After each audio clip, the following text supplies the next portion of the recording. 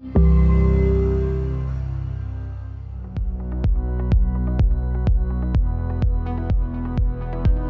evening and welcome to the 33rd Sir Gordon Wu Distinguished Speaker Forum hosted by the Chazen Institute for Global Business.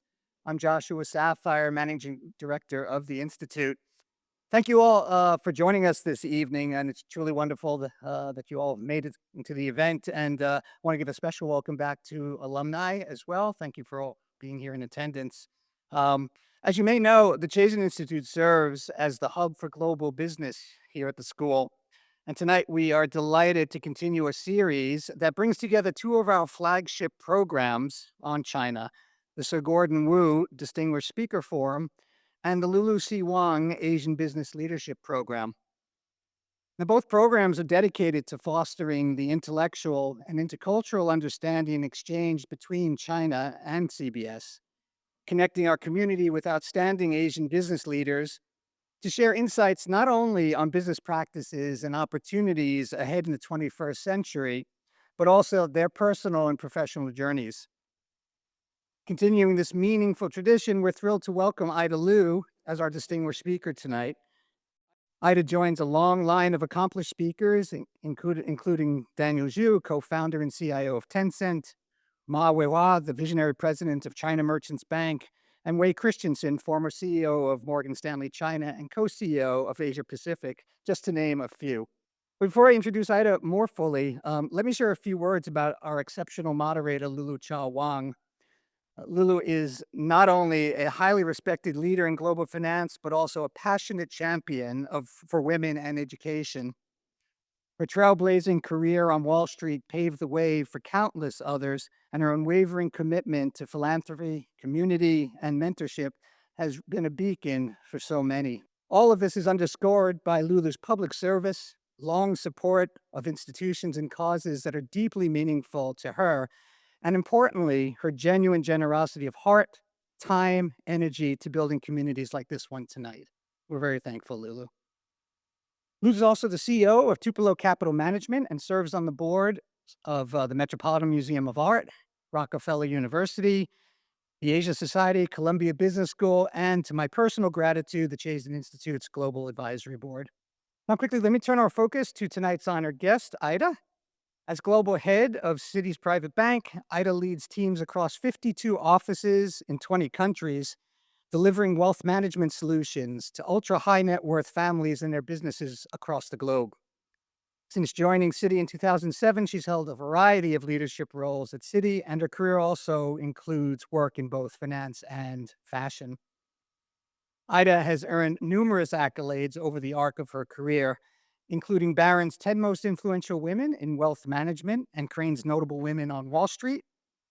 Beginning in 2019 and every year since then, Ida was named Barron's 100 Most Influential Women in U.S. Finance, as well as America Banker's 25 Most Powerful Women in Finance. Then of particular note, Ida is also the recipient of the Ellis Island Medal of Honor, which recognizes individuals who have made it their mission to share their wealth of knowledge, indomitable courage, boundless compassion, unique talents, and selfless generosity.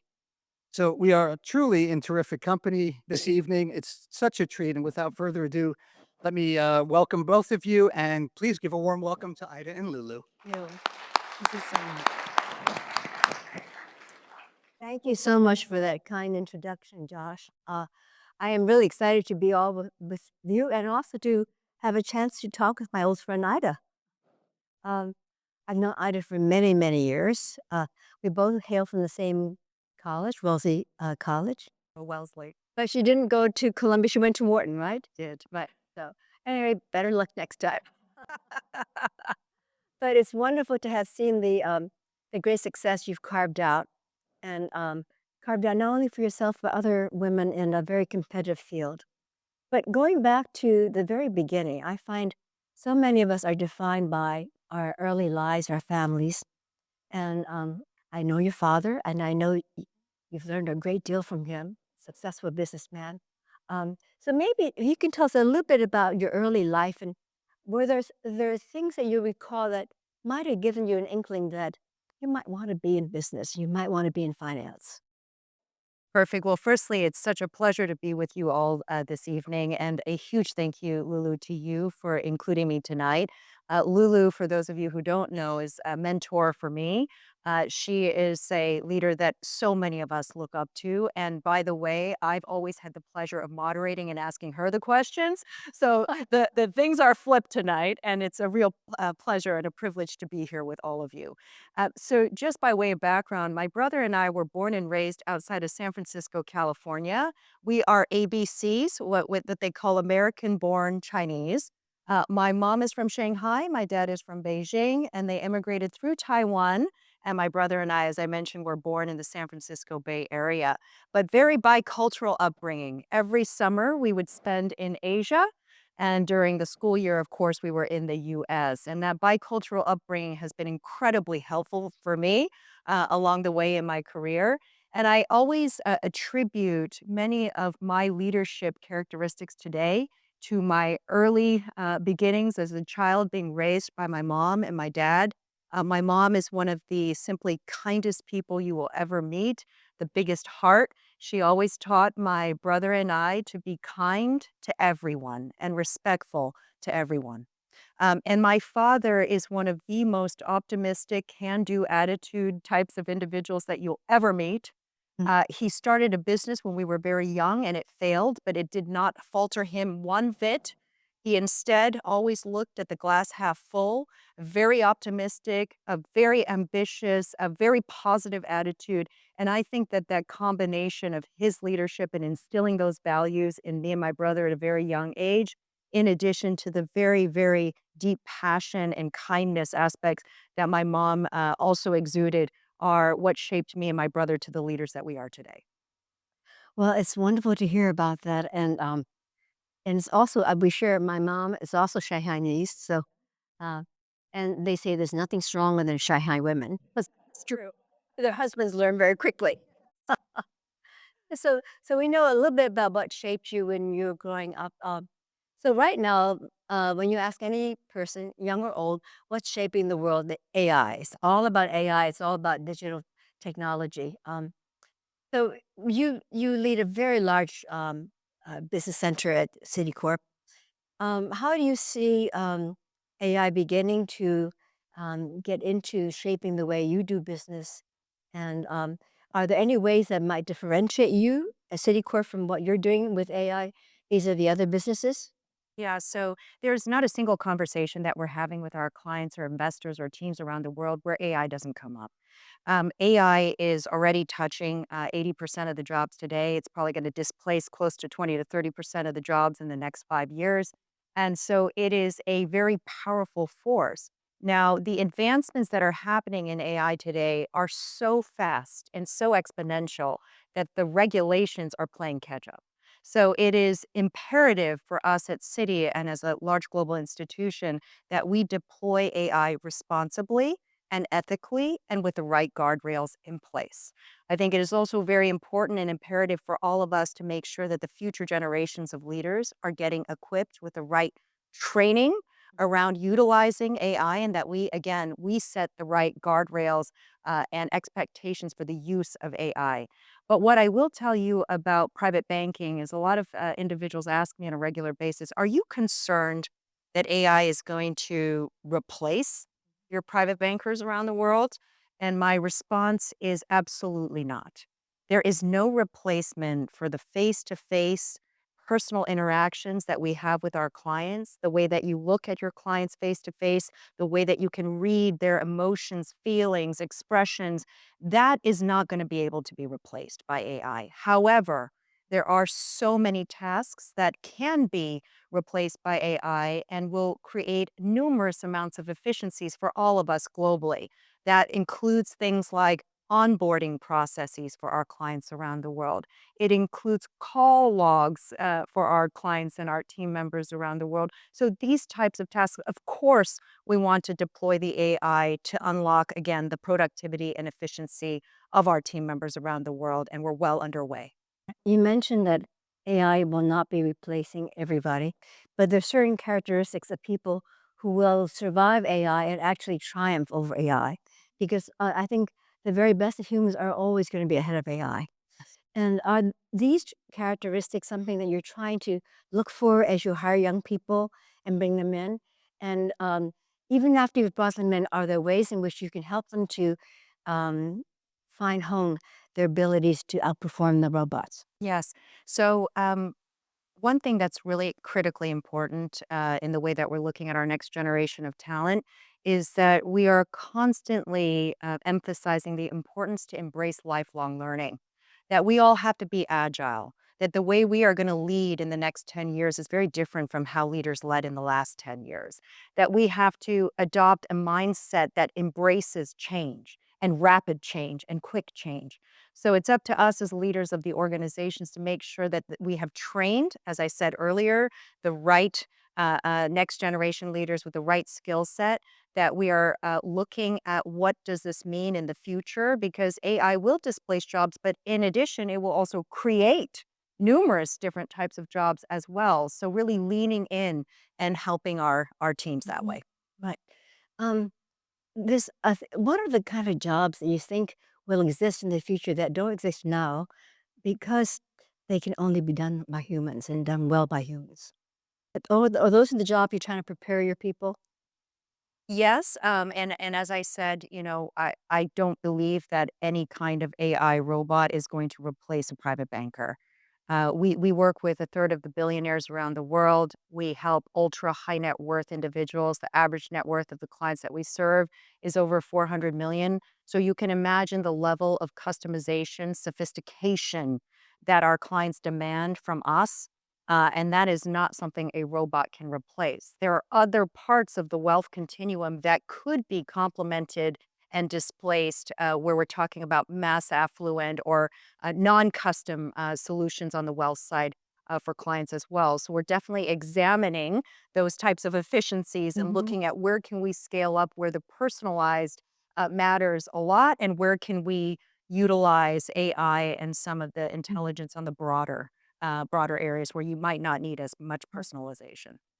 Might there be another way in which we can prepare young people for a very um, automated world? And I've heard this from a number of CEOs. They say it's very efficient. You hire a young person, they're engineers, they're accountants, they hit the ground running, and they can earn their income very quickly. But you get them to mid level management, they seem to top out Mm, because they have focused so much on job training, mm, they have forgotten to have a very strong grounding in the humanities, liberal arts. We come from Wellesley College. We know the value of a strong liberal arts education. If you don't have the context of history, if you don't have the context of human psychology and non neuroscience, you may not be able to understand the complexities of dealing with very, very mixed groups of people who have different value sets. How do you motivate them? How do you get them to collaborate when they come from totally different historic and cultural backgrounds? So, being prepared in that realm is an important thing. And, do you look for that when you're hiring the young people, and you give them some advice if they don't quite cut it, that maybe this is something they should be, putting some importance in? Lulu, I mean, I couldn't agree with you more. I think that my background itself speaks volumes about how unconventional my background is for a private bank leadership role. Having started as an investment banker, ran a fashion company, and then pivoted into private banking. So I think that it's very important for us to think about different experiences, skill sets of the talent that we're Mhm, developing. As I was sharing with a group of MBAs before this discussion, I think it's really important that you gain the right kinds of exposures, geographically and otherwise, mm, that you think about your career and where your experiences are and what are those voids and gaps that you could continue to explore, gaining more knowledge and mhm, experience in. So I think it's more about being well-rounded, being open-minded, and again, being a bit resilient mhm. and a bit open to change, and Right. especially how quickly things are moving. Exactly. I think resilience is something that's gonna be extremely important because in a world that's so rapidly changing, to be able to be resilient regardless of what happens is so important. Um, but also I was thinking, um I was talking to some engineers about software and AI, and they were saying that One said it's going to be 15 years before a robot can really feel the way a human being feels and be able to engage productively in a situation that has a lot of valuations involved. Another one said, "Oh no, 5 years, we got it down pat." Um, I think the difference could be is that how much research we're doing on the left brain, right brain. As we know, the left brain is very much the linear, quantitative, objective part of our thought process. The right brain tends to be more qualitative, more subjective, more intuitive. And the truly brilliant business leaders use both spheres of their brain, and they have a very active, and documented by scans. You can see there's a very active neural passageway between the two brains. They're really toggling back and forth, and really able to manage the situations that require empathy and other areas that require just pure analysis. And this is something that I've always passed on to young people. I talk about how to succeed, and it's something that um, I don't know, is Citicorp sort of making a point of that to their own people? Of course. I mean, yes. And Citi is very much helping us all, as I said, with the right kind of training and leadership and development. And Lulu, one of the things we did in the private bank is make sure that we have an apprenticeship model so that our senior bankers are covering the matriarch, patriarchs of the client base, our junior bankers are covering the next gen, and our associate bankers are covering the millennials, so that we can build almost an inherent sort of apprenticeship model and an inherent talent pipeline for the future early on. Right. So they're learning on the job sooner. Absolutely. And I think one of the strengths of Columbia Business Schools, we have um, very strong school of social enterprise, also a school of family business, center of that. And I think we know that the numbers tell us that the greatest origins of startups is family businesses and entrepreneurs. And they often play out of the box. They don't prescribe, they don't buy into the kind of formulaic controls and growth patterns that the Fortune 500. And it's more of the growth of our country and our culture is going to be coming from that kind of business startup. We really have to understand how those people think. And I know that we're doing a very good work in our centers to carry that on. But imagine you were doing that as well as City with your clients. Yes, so we have a very large family office practice within the private bank. It's about 1,800 of our largest, most sophisticated clients around the world. And what we've seen is that the family office clients tend to do more in alternative investing. So, roughly 40% of their asset allocation is in alternatives, versus on average, the rest of our client base is about 30%. So, more and more in the illiquid bucket, more and more in direct investing, as a way to gain some exposure into these clients' portfolios.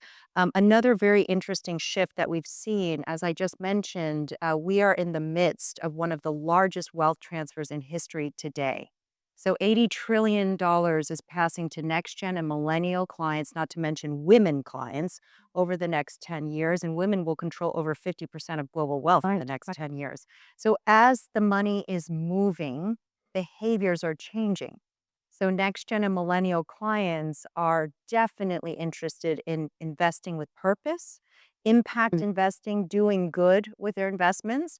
So I suspect, Lulu, that in the next 5 years, we're not going to be talking about ESG as a separate sleeve. It's going to be core to our clients' portfolios going forward. Absolutely.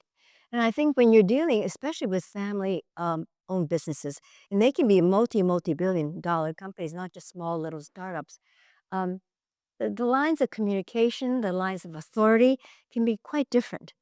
And if you come in as a business manager, as an expert brought in from outside, because some of the family business you feel is good to have external talent, you really have to be prepared. And we try to do that at Columbia to understand how things operate in a family-owned business. It may seem to be similar, the numbers may seem similar, but the the qualitative elements are quite different. And it's something that I think many business schools are putting more attention into. Yeah, I would imagine so, because what is the single most important thing to most of our clients is their family, and it's their legacy. So, helping them think about how to pass and maximize the wealth transfer to their kids, to their grandkids, help establish and really help them lean into any charitable endeavors that they're passionate about on their legacy side. Those are very much top of mind in terms of what clients are looking for. And that's where we lean in on a lot of the guidance. Exactly. I was talking to a friend this at lunch today. She has a very multi-billion dollar client, and they're into their third generation now. And she said it's not so bad when you're going from the first to second generation. The sense of um, all for the family, what's good for the family. There's a sense of unity among the generations. But when you get into the third generation, and you don't have quite that sense of collectivity, um, it really becomes difficult. So now they're looking to bring in outside consultants to sort of speak objectively to the family. But these are the challenges which will be very common as we go forward, regardless of the political overstructure in our country. I think the family business will continue to be a very important part of our economy. It'd be interesting to hear from our audience there if any of you are parts of family businesses, because I know uh, I did a talk at the Tamer Center with Alice Chen, who's recently just joined our board, and she had the daunting experience of gotten her MBA at Columbia, went to Goldman Sachs, was on a fast track at Goldman Sachs, and then her father said, "I need you back in the family business." And this is after her older brother, this is an Asian family, older brother, uncle, cousins, all older than she, had already been slaving away in this company, hoping to do well. And here she's brought in from Goldman Sachs and Columbia Business School to sort of run the show. Wow. It was, I mean, she told me, oh gosh, that's like walking to the lion's den. And she said, it was amazing if you take the time to understand the culture, take the time to respect the people you work for, eventually it can be fine. And I thought to myself, the mantra of listen and respect, it's not just only family businesses, it's really true for any business. Even if you're a younger person breaking into a company where you might be put in a position where older people report to you, people who've been there longer than you. How do you win them around? How do you get them to accept your leadership? How do you get them to work with you and other people and when they're feeling resentful? These are all things that are part of leadership and understanding the culture of any business you're in. Um, and hopefully we be learning a little bit of that at Columbia. We were talking about leadership, and it's something that there are different styles of leadership. And there's the collaborative style, and then there's also the me or the highway style that you see from some corporate leaders. Have you been thinking about it? And given we've talked about AI, we also talked about different cultural effects in our companies. Um, what's the best way for someone who's new to a company to get a sense of the culture in a firm so that he or she can lead well without the least amount of stress? So for me, I think it's incredibly important that we are at a firm that is so global, so inclusive, so diverse. I truly believe that's one of our superpowers here at Citi. I come from a very unique vantage point. I have the glass ceiling on the one hand and the bamboo ceiling on the other. I think the glass ceiling we can effectively say is shattered at Citi, given we have the first female CEO, Jane Fraser, Mm, running a global yeah. financial institution. 50% of our board are women, 50% of our employee base are women, and we were the first global financial institution 5 years ago to put out our gender pay gap numbers because we believe that what gets measured gets done. And I'm really pleased to share with you that that is equal today because of those initiatives. So I would say on the glass ceiling side, incredibly shattered. And I think it's again speaks volumes to the inclusivity at our firm. On the other hand, we've got the bamboo ceiling. And I don't know if you know this, but Asian women are the least likely minority group to get promoted to executive management positions. And I am co head of Citi's Asian Heritage Network as well. And we've been examining the challenges with the bamboo ceiling within financial services more broadly and partnering with all of the other financial services firms to address this very issue. And what we find is a lot of the cultural values that we are brought up with are exactly counter to what you need to be successful in corporate America. So the idea that we all should be really stellar individual performers is very contrary to what you need to succeed in corporate America. You need to be the most amazing team player. You need to realize you're not going to win on your own. You need to recognize the talents and bring those out of your team to do well together. And again, in the Asian heritage and cultural upbringings, it's really about individual achievement, which I think is a mindset change for many. Secondly, it's working hard, putting your head down and not speaking up, not boasting, not bragging, not talking about your accomplishments. But that is exactly counter to what you need to do to keep making it up the corporate ladder, so to speak, right? You have to talk about your accomplishments. You have to talk about your achievements, and you are your own best cheerleader. If you're not going to ask for it, you're not going to get it. And don't expect your managers to be mind readers. They don't know exactly what your goals and ambitions are. So my advice would be, please make it known to your managers what your goals and aspirations are so that they can help you achieve your objectives as well. So those are some of the things that we saw as gaps, in addition to, very importantly, communication skills. So we've been rolling out a series of public speaking and communication skills because I think that everybody would agree with me that your ability to effectively communicate is something that will differentiate you from the rest. You make such a good point. I've heard this made about not only Asians but women, in that um, both groups of people tend to not want to be the ones to boast, to pound their own chest. At the same time, you have to take credit. You have to own what you've done, and I find that the best way to do that, for myself, and I've encouraged other Asian and women to do this, is that um, gr- grab the credit for the team, because I don't think we like to say, "Well, I did this and I'm so good. I did that and I was so smart." But you can say, "Wow, I've got the best team, and our team works so well together." Grab it for the credit of the team, and then you feel better about doing it, and also at the same time, the team will benefit. It's something that I think increasingly now you're starting to see more of that. But before the time runs out, and I know we To that, just one more comment yeah. on that note because I think it's important. It's also fine to share facts. So I brought in a new client that brought in 200 million. Period. End of story. But it's sharing a fact. It's not bragging, Mhm. it's not boasting, it's not making any presumptions, but sharing facts about progress is incredibly important. Absolutely. I know one question I've always been asked to ask of you, and I'm going to do that before we run out of time. But then we'll have time for Q&A. But is I think so many of our students, both women and men, they worry about the balance in life, because we all know we work very hard, and I think it's kettle and the pot. We always tell each other, "Don't work so hard," and then we work so hard. Um, but if you love your work, you work very hard. How do you then balance your life so that your family doesn't feel they're neglected and they're the B team versus your company is the A team? How do you make them feel that your success is their success too? Well, listen, behind every successful individual is a very, very strong family foundation and a big, big, very, very strong support Hmm. network. So that's first and foremost. But I have to say that it's not easy. It's a constant juggle. Many times I feel like I'm wearing three different hats on any Yep. given day.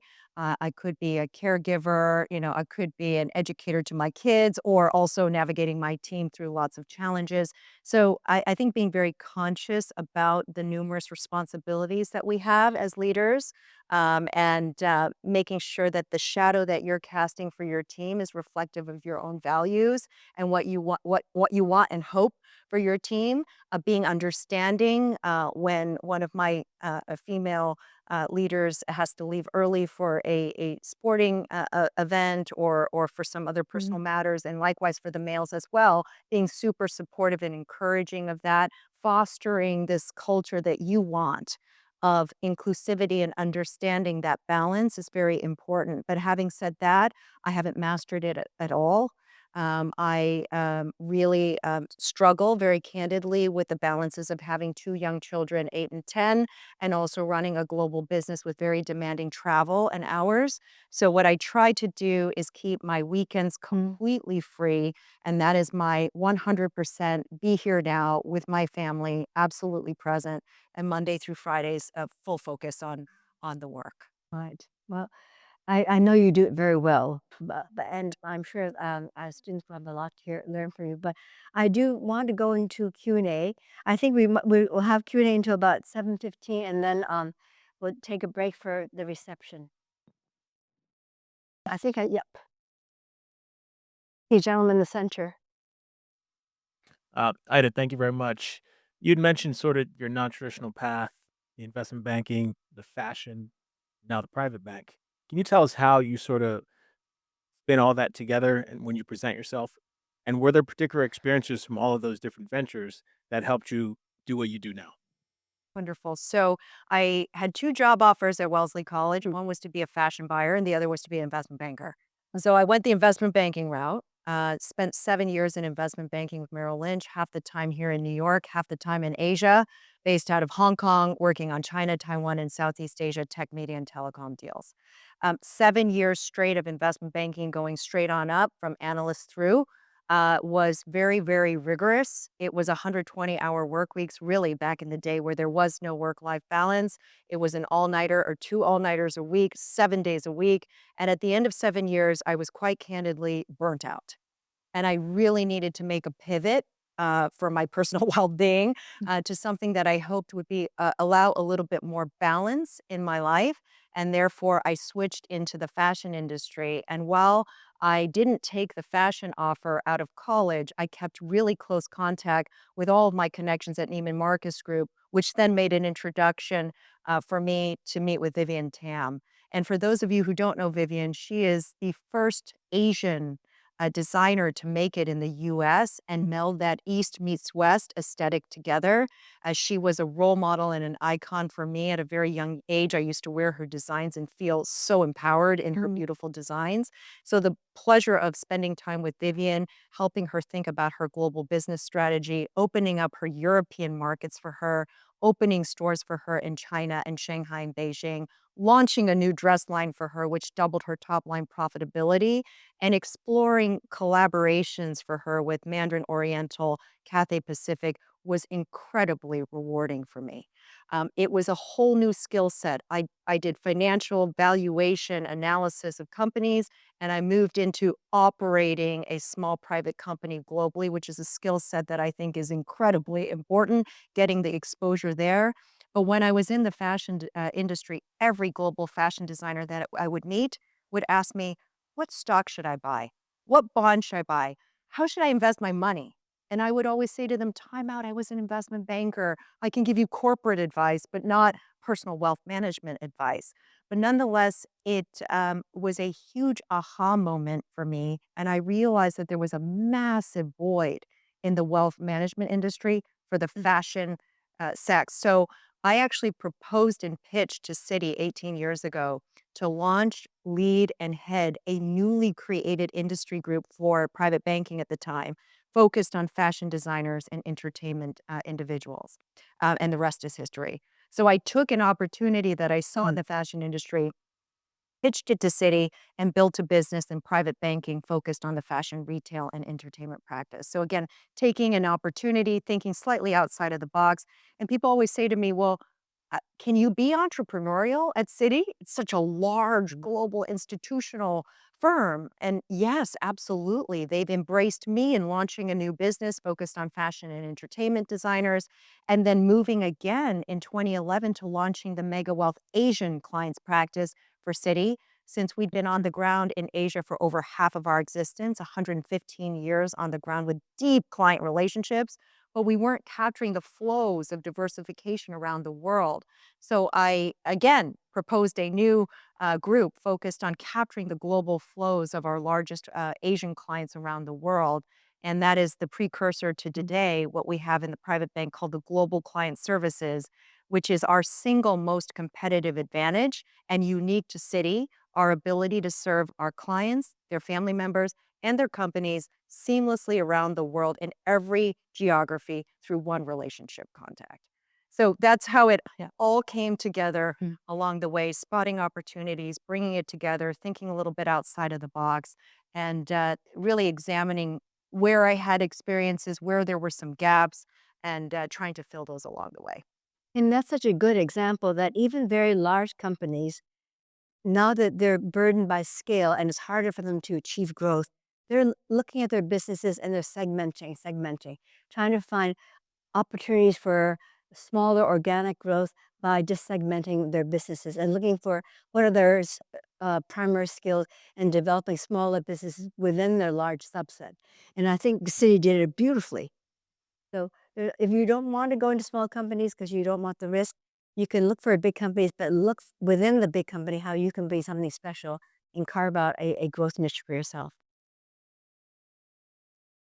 Well, here, someone in the middle. So, question I have for you is you mentioned about how important it is to talk about really what you do because men are actually very good at that in terms of talking about their accomplishment. One question I have for you is based on my career in Fortune 500 companies, I'm finding that it's not just a matter of working hard. It's not just a matter of being able to talk about your accomplishment, but what matters a lot as well, who do you work for and whether you have enough support. So what I wanted, you probably have done that because you wouldn't have gotten where you are if you wouldn't have great supporters, right? What I wanted to ask you, how, especially at a senior level, when you're progressing, you build relationship within organization and um, kind of building relations and working for people who really support you, who would understand what you achieved, and who would support those accomplishment and promotion. So I think it's a very important distinction between having sponsors to open the door for you and having mentors. So for me, mentors are really three-dimensional: senior mentors, peer mentors, and junior mentors. And it's important that you establish mentors from different industries as well to provide you unbiased feedback, different perspectives, Hmm. and some of the best, most creative ideas I've gotten from my junior mentors. So folks that have just come out of school with the most creative, most innovative, I would say, ideas. So I think mentors are very important, and they play a different role than what you're talking about. So what you're talking about is having sponsors, very senior leaders that will advocate for you. That when they're sitting in a room, will discuss you or raise you as somebody that they should be thinking about for a special project or for more visibility across the firm. And that goes back to the point that I was making earlier. You need to make it known what your desires and your ambitions are. You need to make sure your manager understands your goals, your aspirations, so that he or she can help you get there. And part of that is the sponsorship element that I think you're alluding to, is making sure that you have the right level of seniority in rooms that are being discussed about where are those opportunities going, who's going to run these types of projects for us, and making sure that your name is surfaced. So I would say again to the communication side of making sure people know exactly what you want so that we can help you achieve those goals and objectives. I think there's a gentleman here in the white shirt. Ida, my question is, you mentioned AI being an enabler in wealth management and financial sector, and instead of replacing jobs, it's actually going to create. But one of the things that I think across the industry is prevalent is the education of how to best use AI. How do you think is the best way to resolve that, and how does Citi practice that? So, exactly what I said earlier is that we're training our teams to effectively use AI. I mean, incredibly, you would be surprised at the knowledge base about how to unlock the potential of AI. Asking the right question, asking the right prompts, the follow-up prompts, etc., are really important. So the training around that is very, very critical. But the way that we're utilizing AI today is on more of the mundane tasks, as I talked about earlier, not the highly personalized conversations that we're having with the clients, but for example, using Zoom AI capabilities. So when I'm Zooming with a client, it automatically does the transcript and the follow ups for me, the next best actions right away. Those are the types of things that save a lot of time, hours, and provide a lot of efficiency for my frontline client organization and unlocks more opportunity for us to spend time in front of our clients. So that's where I'm really leaning in the most. I think there was a question there earlier, the young lady with the black and white suit. Hi, my name's Joy. I'm currently a EMBA student. I'm also working in wealth management, so I'm really inspired by you as a Asian Chinese woman. So I have two questions for you. One is personal level. Thank you for sharing your career journey. What key factors have empowered you to transition into your careers and grow into an exceptional leader? And at a company level, what core strategy has driven Citi private banking success and set it apart from the other institutions? And how do you navigate and overcome challenges through dynamic global changes? Thank Okay, you. so let me start with the what are cities' priorities and how are we navigating against some of the global dynamic challenges. So, first and foremost, when I took over as the global head of Citi 3 years ago, the first thing I said is that we want to be the number one private bank for families, not individuals, but for families, because we want to build a sustainable wealth management business for decades ahead, not just the years ahead. And what we noticed is the average age of our client population was approaching 70. So we wanted to make sure that we also leaned in very heavily to the family, which means the partner, the spouse, the kids, the grandkids. So by leaning in just on that element, we were able to grow our business incredibly substantially over the last few years, capturing more of the family wallet. I think, secondly, and very importantly, is leveraging the capabilities that we have across the Citi franchise. So when I meet with a client, I don't just meet them with a private bank lens. I meet them with the Citi lens because we have a truly most robust global network that's able to serve our clients and their families on the wealth side and on the private bank perspective. But we also leverage the capabilities and the competencies of our investment bank, our commercial bank, our markets franchise on behalf of our clients' companies. So the ability for us to do that globally and institutionally is unparalleled, right? So we're going to lean into the strengths there. And surprisingly, almost a third of the new clients that we brought into the business comes from within our four walls at Citi, just by the referral opportunities that we're generating across each of our five interconnected businesses at Citi as well. So, some really important ways that we're growing the business going forward.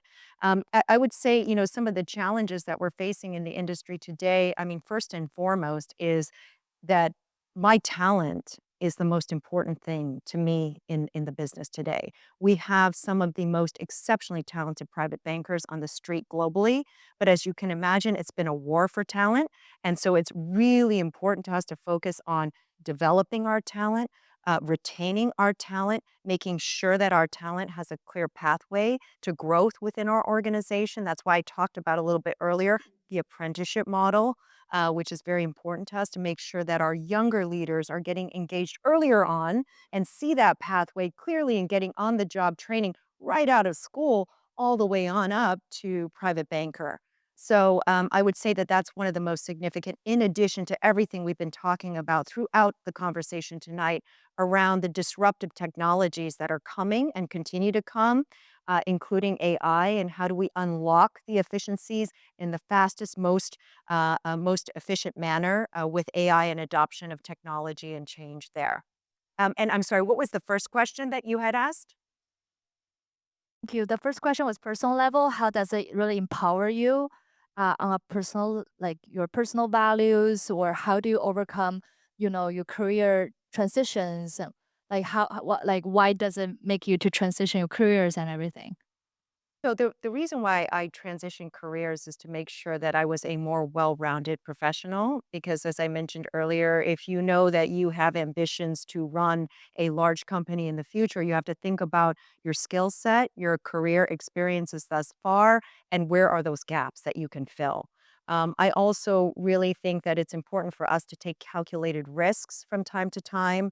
Uh, be willing to make changes like moving from investment bank to fashion, which was a drastic change, by the way. And sometimes you have to make these changes to progress even further forward. So taking some calculated risks along the way, not being afraid to pivot, thinking outside of the box a bit, particularly in the idea to launch the fashion practice for the private bank, which didn't exist before. I think that kind of all made sense as I explained the story to how I made all these pivots along the way.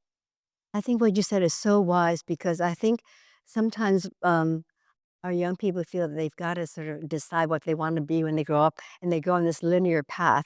And life has its Yes. surprises and go with the flow. It's not that you need to have an idea of where you want to go, you need a North Star, but you also need to be open. I also, before I went into money management, I had to start really in financial writing because that was my major in wealthy. But I very quickly realized it was much more fun to be investing than to be writing about it. So I made that pivot. And then somewhere along the way, as an analyst meeting a lot of CEOs, I had one CEO said, I really like the way you think. Why don't you come and work for me and be in my strategic planning group? And then you can rise through the ranks that way. And for a young person, it was very intoxicating to have someone say, wow, you're smart. And you have immediately a big jump in pay and a big jump in title. But I thought to myself, I really love investing. And it may take me a little bit while longer to move my way up into investing because eventually wanted to be move from analyst to be portfolio manager and then have my own firm. But don't be seduced by short-term enticements that might seem really great. Your friends say, "Oh wow, how can you turn that down?" Do what really makes sense for you for the longer term. Something that makes you want to wake up and say, "I can't wait to go to work." So be resilient, be open to change that life can bring you. I think we maybe have one more question. Let's see. The young lady in the blue shirt.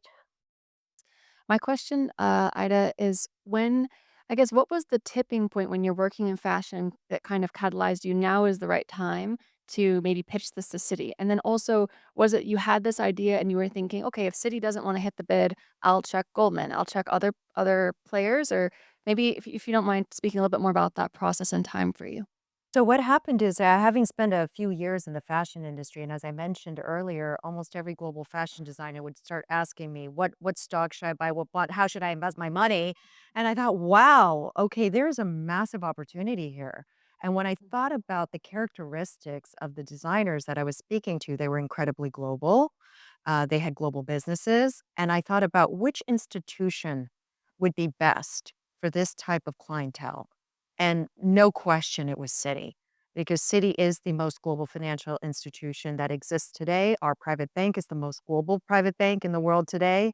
And that globality was so critical to what we were trying to achieve with the fashion designers that have enormously global businesses and had those kinds of challenges around the world. So that's how I brought it to Citi, and obviously it was an opportunity that I just heard so much. It was like loud and clear right in front of me.